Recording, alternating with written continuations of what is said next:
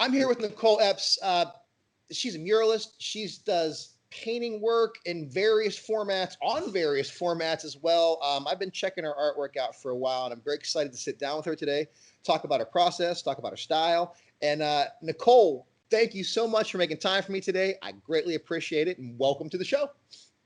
Thank you for having me. I'm so excited to be here. Oh, it's going to be a fun interview. So my first question I always like to ask, I want you to go back in the Wayback Machine. Take me back to when you were little. When's the first time that you can remember creating? Is there a moment where you made something and you were like really proud of it, or you remembered as a kid? So when did it kick in for you? For me, since I could hold a pen, literally since I could hold a pencil, and my favorite thing to do was Sunday comics. I would wait for my parents. I can remember being around 3 years old and waiting for my mom and dad to finish with the comics, and I would then take the comics and I would copy each individual comic. And it's just, no tracing, but just looking. And the weird thing was that my parents noticed right on, I never looked at the paper. I would stare at the piece, but could draw without looking at the paper, and it would look identical to what was on the paper. And then I remember also realizing that it was an outlet for me the first time, being upset and knowing that I couldn't say what I wanted to say to my mom or dad, but I was able to draw that feeling. And because it was so personal to me, nobody could tell me what it was, and it felt good after it was done. So I knew from a young age that art gave me the ability to communicate things how I wanted to, and nobody really got to tell me yay or nay or that I couldn't. Things I didn't have a vocabulary for. So yeah. That's really interesting. I love to ask that question because in your artwork, it makes total sense now when I look at it. Because I don't know, for the youngins that don't understand what comics were, back in the day, you used to get a newspaper and there was a black and white comic every day of the week. And then the Sunday, you got color comics where they actually put color in the paper. So your artwork has this blending of black and white and color.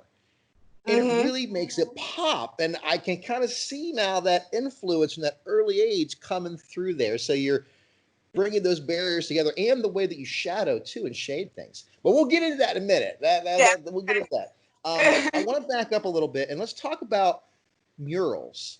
I've done a couple murals, nothing huge, but a couple in a house, for a couple people, and it's a big process. I hate to refer to mural as a Herculean task. I mean, it's something you got to take on. It's huge. You've done a lot, and you work with a lot of different artists too on murals. So can you tell me a little about the murals you've worked on and what you're up to with your mural work? Okay, goodness. Well, I've done a few community-based mural projects. One that I'm really proud of is the Beyond the Dream mural that is located in the City Hall in Akron. That was one that was actually created as a part of a roundtable discussion that were addressing some key issues that are happening within the community. And me creating from a very emotional space, it's easy to go into discussions and just listening to the feedback of the people and letting that emotion drive how the piece should look. So that's pretty much my process. I never know what the mural is going to look like or a piece is going to look like until I hear the stories of the people that are commissioning the work, and then that's what tells me what it should feel like. It needs to connect directly to an emotion, and that's why I'm very particular about the artists that I work with. We get each other and we just kind of vibe, and we have to be passionate about the cause that we're creating for. So that's pretty much my process when it goes to my mural work. It first has to come from a place of passion and being very firm in that cause that I'm creating that piece for. Otherwise, the artwork will not translate and have the impact that's needed. And for people that watch the show and are watching this, maybe you remember I interviewed Dre Evans a few months back, and his was in the front of the mural that you guys painted together. And I understand he did like the beehive stuff, but you did all the background work in that mural. And what street is that on offhand? That's actually on the corner of Exchange and Jefferson. And drive by, check it out. It's an amazing. And there's a beehive back there, local honey. Yes. I mean, it's really, really cool. If you're familiar with Bounce Innovation Hub in Akron, the large signage wall, that mural is mine as well. The one that points you to the workshop. I'm not sure. I would hope everybody in the city has been down to Bounce by now, but yes, and that you'll see a lot of the black and white and color used in that piece as well. And that was done completely freehand. For people that don't understand, how hard it is to bring a project together freehand. I mean, it's a process where you gotta see that completely in your head from beginning to end. And it's not laying out a grid system, it's just doing it. And that's a whole different level of artwork. And that's impressive. Very impressive. Yeah, but that's kind of like my style, and that's another reason why I tell people I'm more of an emotional artist. I create from a space of raw emotion because I don't know what the piece is going to look like until it's done. I let it tell me what it's supposed to be as I'm creating it. I don't like to think too hard. I like to feel. I don't like to think. I want to feel. And so far, it hasn't failed me yet. Yeah, but your murals are amazing. I've seen so many of them. Oh, great work. Let's talk a little bit about, we'll go back in time, I guess, a little bit, because I don't know if you're still painting on albums, but you have a lot of albums. Can you talk a little bit about what got you into that process, what your albums are, what you're painting with? Just tell me everything about it. Yes, okay.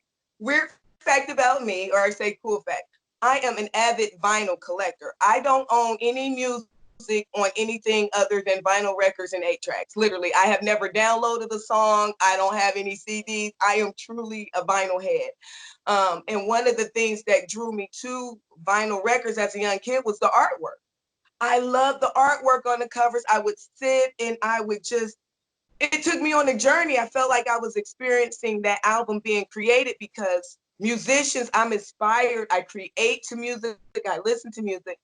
And people, because they knew I collected albums, would just give me albums. And so I had a lot of albums that I was never going to use. And I said, I'm going to start recreating some of my favorite album covers directly on these old albums. And I initially just created some pieces for myself and just shared them on social media. And before I knew it, people were asking, hey, well, could you make this one? And could you make me that one? And I'm like, sure, I could do it. And then it kind of snowballed into Vinyl Revival records. So it's a lot of fun. And it's really just a nostalgic way for, I think it's like the new adult poster. Because I'm finding a lot of adults that had their favorite artists as kids. We had all the posters all over our rooms. This is a way for them to kind of relive those moments with their favorite bands and groups, but in an adult, grown-up way. And what a great addition to a collector that collects vinyl. I mean, you can only get so many vinyl pieces, and there's a lot. I mean, there's singles, there's mono, there's all this various stuff. But to add that to the collection, and you don't got to take out your precious vinyl and damaging it, you're showing the artwork off. What I love about your pieces too is I can look at each one of those and know it's your style. It's got its own unique style. It's not just photocopying the artwork. It's got a style to it. So talk to me about that style and how that developed through this. Literally, believe it or not, painting on the album, when I started vinyl, that was the first time I ever picked up a paintbrush. I am an ink pen artist. I've always drawn with ink pen. The first time I touched the paintbrush was when I painted on those albums. And it literally just came there. I just looked at it, saw what I really don't know. When people ask me, what is my style? How do I do it? I don't know how I do what I do. I really don't. I'm able to look at things and break them down into shapes and tones. And I just naturally see that when I'm looking at a piece, that when I'm looking at the artwork, I'm able to know exactly what colors just need to go together. And I just literally freehand it with acrylic paint. I treat the album first and then just freehand the image directly on using acrylic paint. And then I seal it with a polyurethane. And that is truly my style. Everything is broken down to a shape or a color for me. And it's easy as writing for most people. I don't know how else to explain it. It's just how I see things. And you have such a diversity of stuff you're painting too. I mean, you have everything from let's see, Alice in Chains on there, The Doors on there, you have Kiss on there, you have T.I. on there. I mean, you just had a little bit of everything across the board on there. That's my record collection. Like, real talk. What you see, these, and when I started creating these albums, a lot of the music I created, if you came in my house and looked at my record collection, you wouldn't know who lived there. because it's everything from across the board. Most albums I've created, I was able to sit there and hold the album in my hand and look at it because I own the album, you know? So, and then not just that, people would give me suggestions when they came across them and like, oh, you know who you should do? And then that would introduce me to more music. And then I find myself out buying more albums because the people are ordering these album covers that I've never heard of. And I'm like, now I have to listen to the musicians. So it's been awesome for me. It's a win-win because my clients are now introducing me to new music and new art. That's great, and you hit it on the nose. I mean, I really love old artwork. I mean, albums. To open up an album and get a feel of it. Now you don't you don't get that. You don't get the story. You don't get the lyrics on it. You don't open up for an insert on the inside cover that's something different, that no one else Right. has. And there were just so many great things cool about poster, that cool poster that you might get in the it. Oh, and it is I mean, and vinyl is making a way. I mean, there's a lot of people that appreciate vinyl, but yeah. The last stuff that I've been buying is on vinyl too. It's nice to have that, and they also, for people that listen, you can get an album. They give you the digital download if you want it as well when you buy it. So you're supporting the artist, and you're getting a download if you want to. So yeah, check vinyl out. And if you don't want to spend a ton on a turntable, you can get a cheap one. It doesn't sound that great, but you can get one. So I mean, anybody can get back into vinyl. Let's listen to this. I highly recommend it. Right. Yes. Right. I'm with you. And check out Nichole's artwork too, because you can not only get the albums, but you can get the artwork to go along with the albums as well. So all you vinyl heads, listen to this. Check this out. Look up her work. We'll talk about that. We're gonna wait to the end for the end where she can check the artwork out. Fine. We want to wait. We want to get through the interview. So I pretty much do those on commission though. So I do still do the albums, but I just got kind of busy with a lot of other things that people, if they commission a piece, I do them. But yeah, I love them. I'll never stop. So yeah, just wonderful. So we talked about that, and let's talk about your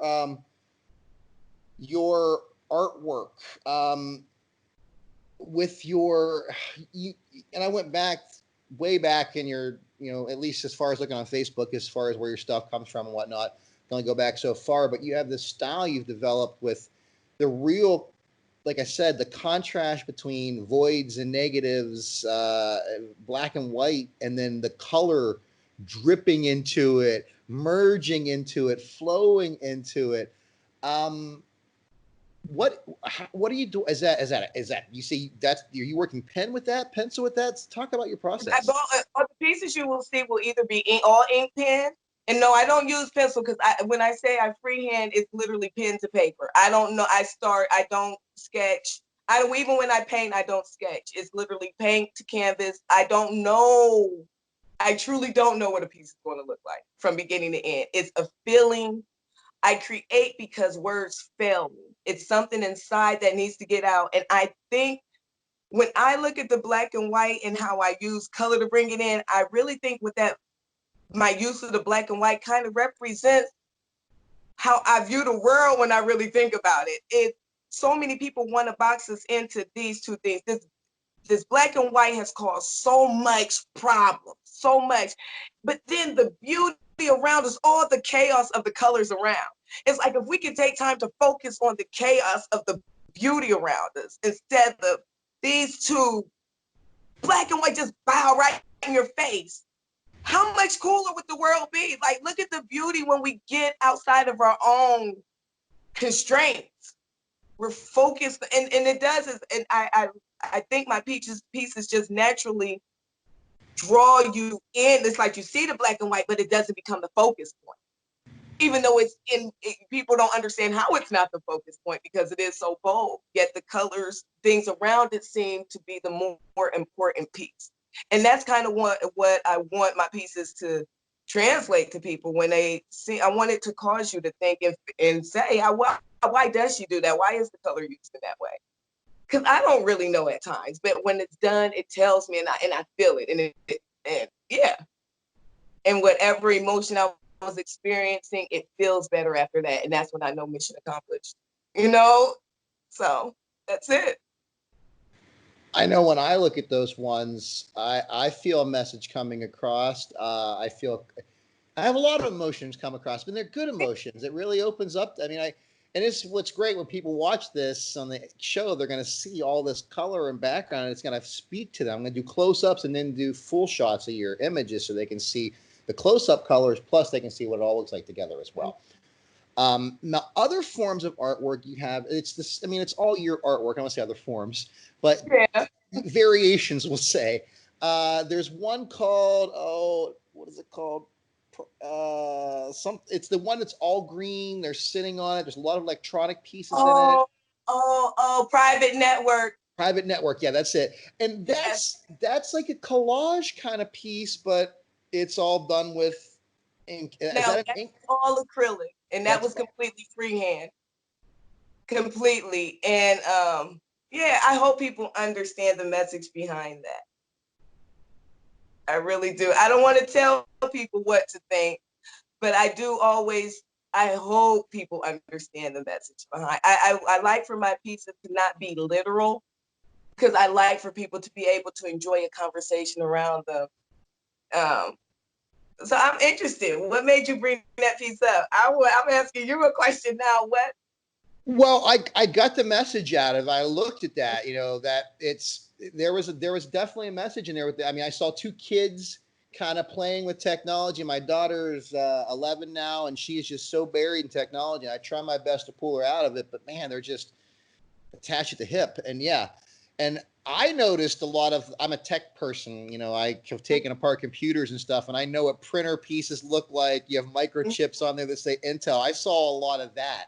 That drew me in personally, plus there was a message on top of it, but that's my computer eye noticing all those pieces in there.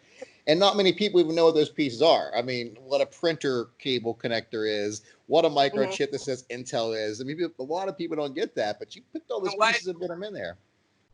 Cool. And why it doesn't make sense where certain pieces would be where they are. It's okay, good. You got it. Okay, thank you. And you talk about your form. I haven't seen an artist do something like that since Dolly. Really? Just paint. Oh wow, I take that as a huge compliment. Like, wow. I mean, that's one of the art. I mean, I agree. I haven't seen. There's a lot of artists that was never filmed, of course. But if you ever see a chance, watch Dolly. He just gets up and it just comes to life. And I think, wow, there's no layout. There's no at least light pencil work, because at bare minimum, a lot of artists just do light pencil work before they start anything. But wow, and that was something where, because I get asked about my process a lot, and I stepped out of my comfort zone this year and started doing live videos from beginning to end, so people can see, because I've had people really not understand, like, it's no way. I'm like, okay, well, I'm going to start this piece on live, and you're going to see it come together. And then I also paint at live at a lot of shows, so people are able to see, look, there's nothing there. It's just paintbrush to canvas. How has it been for you embracing video? Because you not only do your live video, you make some creative videos as well. I guess I don't want to bring, truth be told, you talk about your insomnia and you make videos, and I love that. I wake up at 3 a.m. I go to work. Why sit there and toss and turn? I just get to work. So what's it like embracing video as a? That was the scariest thing I have ever done, because believe it or not, I am camera shy, but it was comfortable because I'm filming myself and no one is there. Now, if it was a camera in front of me and someone else were recording, I couldn't. Now, the reason I chose to do it, I do a vision board every year, okay? And I've had people that know me very well that tend to think I'm funny, and they're always trying to encourage me to do stand-up. I'm like, I am so not a stand-up comedian. I'm like, okay, I'm comical, I'm not a stand-up. It's just my personality. And I said, well, on my vision board, let's do videos. Let's make light of you being an insomniac and just have some fun with it. And when the quarantine hit, I said, what better time than the present to approach some of those fears? And that's what I did. And it was the scariest thing ever, but I'm having fun doing it. They're funny, they're creative. And what's great about with this time period, it's like the great equalizer when it comes to this stuff. I'm interviewing you on Skype now. I could have never did that 4 months, 5 months ago. It wouldn't be acceptable. Now it's, hey, we're doing the best we can. So getting those videos out there with just using your phone is great, and more people should embrace that. Artists, Yeah. especially, because people buy your art, yes, but people also buy your personality in your art too, and your message in your art, and they get to be comfortable with you, and you become part of that, and they want a piece of Yeah. you, so to speak. So it's Yeah. good for artists to do that, but it's hard. Yeah. It's And hard, but it's scary. You literally have to get out your own way, and you have to not care. You have to do it because it makes you feel good and not worry about opinion. That was the biggest thing. I said you can't do this and worry about looking in comment sections and reading comments. If you're happy when you finish, when you stop hitting record, stop recording, that's all that matters. And so when you put it out, that's all you need to focus on. And that's how I'm able to keep doing it. Because if I started reading comments, I'd probably, I don't know. I don't know. yeah, the comment section is not a place to go. And agreed, you just got to do it. I used to be horrible on camera until I had to force myself to do it every day, and I got good at it. And eventually, I didn't care what I looked like. I mean, to an extent, I don't go on looking too raggedy, but but I don't really care how I sound. I know I'm not going to mess up so bad. It's going to be horrible. And if I do, we'll just flub through it and keep on going. People like that. People like to see you be human. We all make mess ups, and it's like, oh wow, they're not perfect. I can do this too. So it's inspiring what artists do. So artists listening, get that camera on, start that YouTube channel, man. Just do it, and Just do do it it. as much as you can, and be genuine. That's the other thing. Be genuine. Right. I mean, Be genuine. Be genuine. like Don't follow trends. Just let it be your person. Just let it be you. Because that people can read through the BS. It's like, be authentic. Authenticity is what sells. Like, the people are going to connect to that authentic side of you, and that's what you want. Period. Agreed, and that's what a lot of people miss. They try to be somebody else and emulate something else, and it just rings hollow, unfortunately. So, what's in the future? You have anything coming up? I mean, I know it's a strange time now, figuring out a future, and when it's hard to say what day of the week it is sometimes. But anything you have on your agenda? There will be some. All I can say is there will be some more mural work coming to the city. That's what I will say. I won't give too many details. It's so much uncertainty with the times, but one thing that I did intend to do was to have my first solo art exhibit this year. But right now, everything is just like up in the air with planning. So I'm just taking it day by day right now and just creating every day that I can. And there are projects in the works, but again, with us not knowing how things are going to be, I can't give time frames or really say too much about anything. But I'm keeping myself positive by creating. That's it. That's the best we can do through these times. So if people, even if you don't consider yourself creative, find a hobby, find something, garden, do something. Just do something to keep your mind off of all the incredibly negative things going on, because you realize that there's a lot of positive things. Much like you said in your artwork, yeah, we focus on so many minute details when there's so many other beautiful things going on in the world. So take a note from an artist. Get out there and do it. Yeah. That's it. That's simple. I got more questions I want to ask. Is there anything you want to talk about that I haven't brought up thus far? No, I don't think so. So, is it something we should talk about? Do you want to talk about that? We can talk about whatever you like. Okay.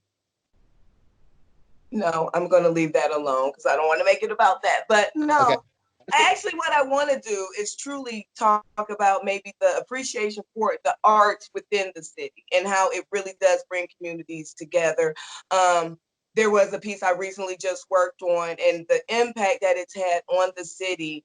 I'm just hoping that other sectors that are not in the creative field start realizing that artists and creatives need to be brought into conversations from the beginning, because we have visions and we view the world in creative and unique ways, including people like yourself that are storytellers, where we can, when it comes to establishing programming and putting money into parks and things of that nature, include artists in those conversations, period, from the beginning. Because we're the ones that have the ear of the community. We're the ones out there that know what the people want, and we have their best interest at heart. And we need to be a part of those to create unique and interesting spaces that make the community want to come together and gather, and where it Agreed. feels like home to them. So, Agreed. Artists have something to say. You know, one step further, if you're planning things of that nature for the city, take yourself outside of your bubble. Include yeah, people that don't look like you, people that don't sound like you, people that don't speak the same language as you. Include women, include men, include children, include as many people as you can to represent your community across the board. Step outside of your echo chamber is my point. A lot of people tend to think, wow, I talked to all my friends and it was great. No, that's not what it's about. or You your get friends look like you. That's like that. There's a problem, and that's what I really want to create spaces where you can come and admit, you know what? My entire life, everyone that's been around me looks, believes, acts, thinks the same exact way I do. So I have a very limited viewpoint.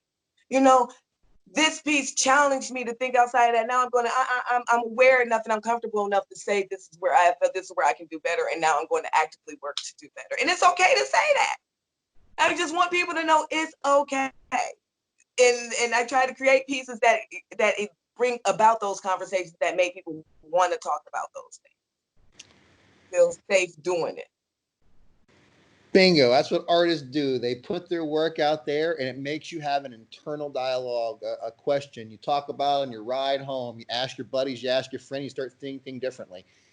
And yeah, admitting that you were ignorant of something, not knowing something, not understanding someone's culture is an okay thing, and it's okay to change. It's a wonderful thing to change. It's okay to be kind, and it's okay to be compassionate. And too many damn men don't want to admit that they can make mistakes and change. Yes, you can. Your whole worldview can be wrong, and you can be adjusted to something different. Just open your mind a little bit. Right. And we have to all be willing to allow people to change. It's not fair to keep reminding them of what they were.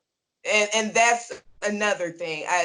That's the next step. Too often we want to remind people of what they were when they're trying to make advances, you know, and especially on the times we're living in now. I see a lot of people actually using voices in a way that they've never used before, and there are going to be mistakes.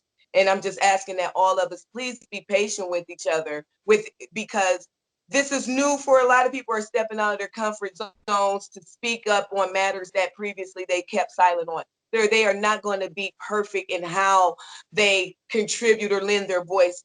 And we have to allow each other to make mistakes, but understand that in the end, we're trying to work towards a common goal. And let's focus on that, those common ground things, and not necessarily the path that it took to get there, and say, hey, let's not blow this the way you set it up.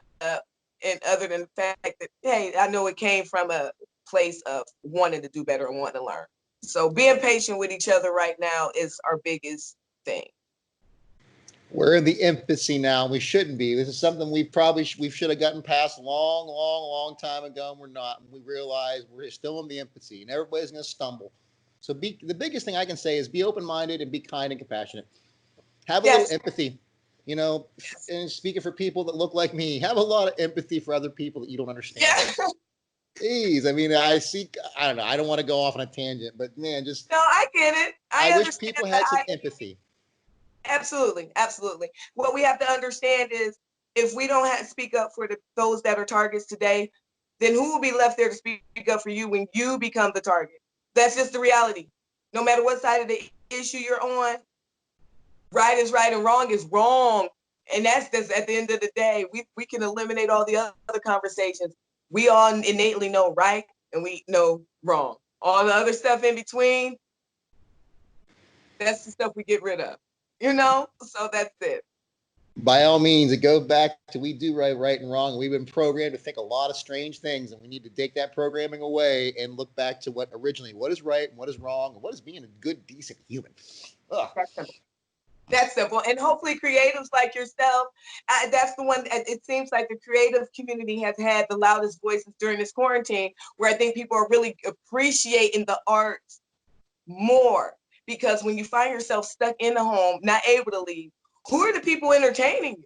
whether it be art, it's going to be a visual artist, it's going to be a musician, it's going to be a content, someone that hosts a television show like you. So I'm thinking people are really starting to understand the importance that arts lend, their voices lend to these important issues, because that's who they're going to for relief, whether it's comedic relief or whether it's really understanding or something that reflects how they're feeling right now.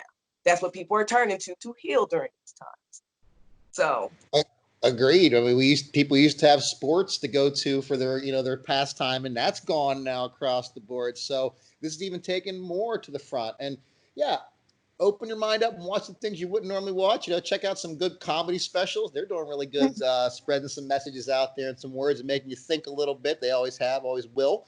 Comedians, they interpret our world so well as all artists do. So check out the arts. Support us all, because arts are important. yes. One more question here I got for you. I don't want to keep you all day. I know you're a busy person and whatnot. We all got things to do, but let's say there's a little kid watching here and, they like art, but for some reason, this happened to me as a kid. My parents didn't want me to do art. I was good at it, but it's like the mentality was you can't get a job at it or whatever. We just discussed how the arts are so important. So what do you say to a little kid looking at this? What's your advice? First and foremost, it is not a hobby.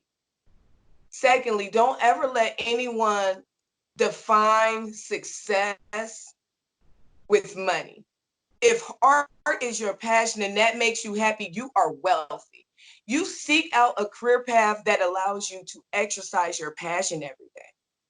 Your wealth is going to come in your happiness, not the amount of money that you're getting in a paycheck.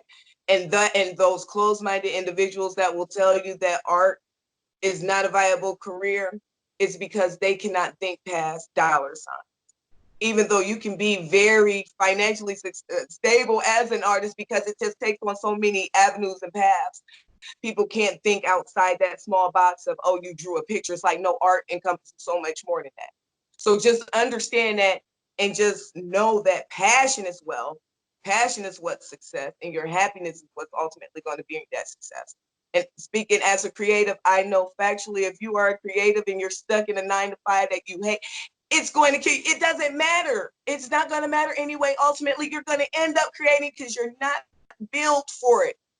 You're not built for it. So just accept it now and figure out how you're going to live the rest of your life making money doing your passion. That's it. You're not built for a 9-to-5 office job. And the beauty of that is today we have the internet, so you can sell your stuff online. You can promote yourself online. So it's the easiest it's ever been. Yeah, it is. It is. And I know it's always been. I mean, you can promote yourself and do it. So if you're listening to this as a child, get out there and do your stuff. I mean, and be genuine. Be who you are. Don't try to be somebody. It's okay to emulate stuff. It's okay to copy things until you learn what you're doing. There's nothing wrong with that. A lot of writers, for that matter, they copy books and write a book word for word, which seems bizarre to me, but they're trying to understand the languaging.